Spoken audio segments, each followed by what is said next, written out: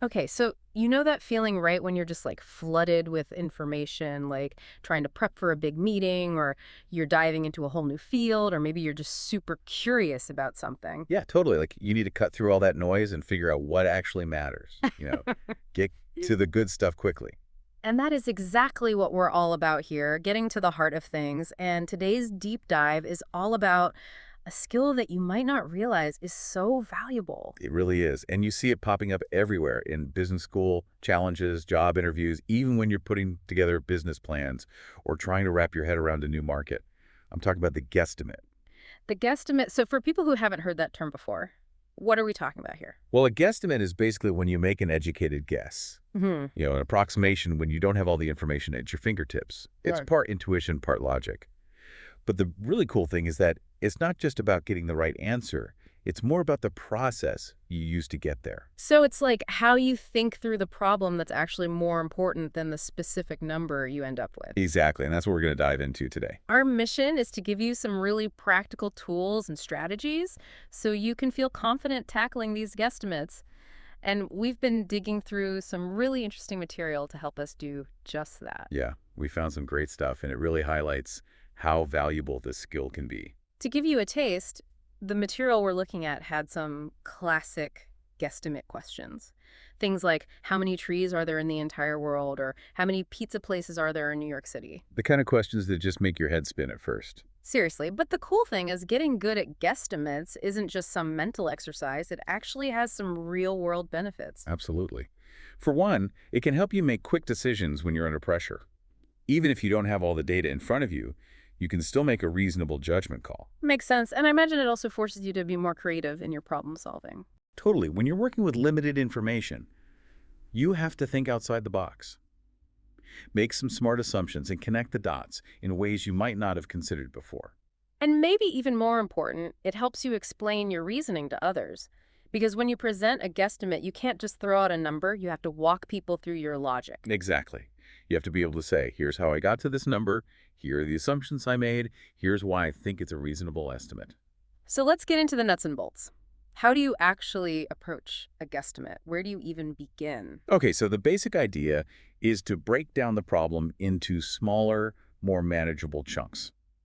You need to figure out the key factors, the moving parts that will influence your final answer, and then you make educated guesses about each of those factors. Okay, so for example, if you're trying to guesstimate the number of pizza places in New York City. Yeah, you might start by thinking about the population of the city and then how many people on average one pizza place might serve. Right, and then you'd combine those estimates to get a rough idea of the total number of pizza places. Exactly. And to make this whole process a bit less intimidating, our source material has some fantastic tips and tricks. It's like a guesstimate cheat sheet. Yeah, exactly. And the first one they emphasize is the power of round numbers. Round numbers. So instead of trying to find super precise figures for everything. Right, because when you're dealing with guesstimates, that level of accuracy isn't always necessary, and it can actually slow you down. It's like trying to count every single grain of sand on the beach when all you really need is a general sense of how big the beach is. Exactly. The goal is to get a solid ballpark estimate, not to get bogged down in unnecessary details. And the source material gives a couple of great examples to illustrate this. Like the US population back in 2012 was something like 314 million people. But for a guesstimate, rounding that up to 300 million makes the calculations much easier, and it doesn't really change the overall order of magnitude of your answer. And another one that stuck with me was the number of hours in a year. We all know it's a little over 8,700, but the source suggests just using 9,000 or even 10,000 for guesstimates. Yeah, it's close enough, and it saves you a lot of mental math. It's all about finding that sweet spot between accuracy and simplicity. Right, because in the real world, you often need to make decisions quickly, and you don't always have the luxury of perfect information. So being able to make quick and reasonable estimates is a really valuable skill. Now, speaking of shortcuts, our source introduces a really handy tool called the Rule of 72. Have you heard of this one? Oh yeah, the Rule of 72, it's a classic. It's a quick and easy way to estimate how long it takes for something to double in value if it's growing at a steady rate. Sounds intriguing. Walk me through it. Okay, so let's say you have an investment that's growing at 6% per year. To figure out how long it'll take to double, you simply divide 72 by 6, which gives you 12. So in this case, it would take roughly 12 years for your investment to double. Wow, that's incredibly useful. And what kind of things can you apply this rule to? All sorts of things. The source mentions investments, population growth, even salary increases. So if you're getting a consistent raise each year, you can use the rule of 72 to estimate how long it'll take for your salary to double. That's so cool. I'm definitely adding that to my mental toolbox. And how accurate is this rule of thumb? It's surprisingly accurate, especially for smaller growth rates. For rates under 10%, it'll usually get you within 5 to 10% of the actual doubling time. Even for larger growth rates, like say 20%, it's still a pretty good estimate. Okay, so we've talked about round numbers and the rule of 72. What else is there? Well, another important concept to keep in mind is the idea of orders of magnitude. Orders of magnitude. That sounds a bit intimidating. It's not as complicated as it sounds. It basically refers to the scale of a number, how many digits it has. So for example, 10, 100, and 1,000 are all different orders of magnitude. Okay, I see. And why is this important for guesstimates? Because when you're multiplying or dividing large numbers, it's really easy to accidentally add or drop a zero. And that can have a huge impact on your final answer. A misplaced decimal point can make all the difference. Exactly. So you need to make sure that the numbers you're working with are roughly in the same order of magnitude as the answer you're expecting. So if you're trying to estimate the population of a city and you end up with a number that's in the trillions, something probably went wrong. Right, because it's highly unlikely that any city on Earth has a population in the trillions. So how can you check if you're in the right ballpark? The source provides a handy trick for this. When you're multiplying two numbers, let's call them A and B, to get a result, N, the total number of digits in A and B combined should be roughly equal to the total number of digits in N plus or minus 1. Oh, that's a really clever way to make sure you haven't accidentally added or lost a zero somewhere. Yes, exactly. It's a quick and easy way to double-check your work. Okay, so we've covered some great techniques for the calculations themselves, but what about the presentation? How do you actually talk about a guesstimate in a way that's clear and compelling? Well, the source has some advice for that too, and it's surprisingly simple. Be confident. Be confident. So even if you're not a math whiz, you should still project an air of confidence when you're presenting a guesstimate. Absolutely. Because when you're in a situation like a job interview, for example, Yeah. you don't want to undermine yourself by saying things like, oh, I'm not really a numbers person, or I'm terrible at math. Yeah, that's probably not going to win you any points with the interviewer. Right. Companies are looking for people who are comfortable with data and analysis. So even if you don't feel like a math genius, you need to project an attitude of, I can handle this. And confidence goes hand in hand with clarity, which brings us to another important tip.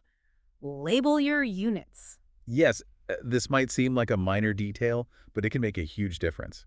As the source points out, one of the most common mistakes people make in guesstimates is getting their units mixed up. Like accidentally using meters when you should be using kilometers. Exactly. Yeah. And that can throw off your entire calculation. So by making a conscious effort to label every number with its corresponding unit, you can avoid a lot of unnecessary errors. It's like keeping your workspace tidy so you don't lose track of anything. Precisely. Yeah. And speaking of keeping things organized, another key piece of advice from the source is to record your intermediate steps. So don't just try to do everything in your head. Right. When you're working through a complex guesstimate, it's really helpful to write down each step of your calculation. That way, if you need to go back and check your work or reuse a value, you don't have to start from scratch. It's like showing your work in a math class. Exactly. It makes your thought process transparent and helps you catch any mistakes you might have made along the way. And finally, the last tip from our source is to record your assumptions. Yes, because as the source points out, if your final answer is way off base, it's usually because of one of two things. Either you made a math error or one of your initial assumptions was incorrect. Right. So if you're trying to estimate the number of cars in a city and you assume that every household has 2 cars, your answer is going to be way too high. Exactly. Yeah. So it's important to be explicit about the assumptions you're making and to document them clearly. That way, if you need to revisit your guesstimate, you can easily see where you might have gone wrong. And it also helps you communicate your reasoning to others. Absolutely. Yeah. So to sum it all up, when you're tackling a guesstimate, the key is to break down the problem into smaller pieces. Make smart assumptions.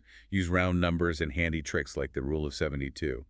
Label your units, record your intermediate steps, and be clear about your assumptions. And remember, it's not just about getting the right answer. It's about demonstrating your analytical skills, your ability to work with limited information, and your confidence in your own abilities. It's about showing that you can think critically and creatively and communicate your ideas effectively. And these are all skills that are highly valued in today's world, no matter what field you're in. Absolutely. Yeah. So next time you're faced with a challenging problem that requires some quick thinking and estimation, don't be afraid to embrace the power of the guesstimate. It might just surprise you how much you can accomplish with a little bit of logic, a dash of creativity, and a whole lot of confidence. And that brings us to the end of our deep dive on guesstimates.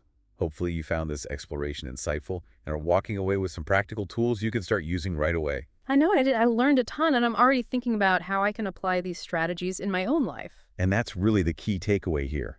It's not just about mastering these techniques in a theoretical sense, but about recognizing their value in a wide range of situations. So here's a thought for you to chew on as you go about your day.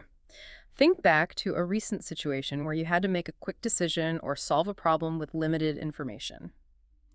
Could you have used a guesstimate approach? How might that have changed your thinking or your outcome? It's definitely worth considering, and who knows, it might just open up some new possibilities for you. And that's what we love to see, using these deep dives to spark new ideas and new ways of approaching the world around us. Thanks for joining us on this guesstimation adventure. Until next time, keep those brains buzzing and those calculations flowing. And remember, even the most complex problems can often be tackled one educated guess at a time.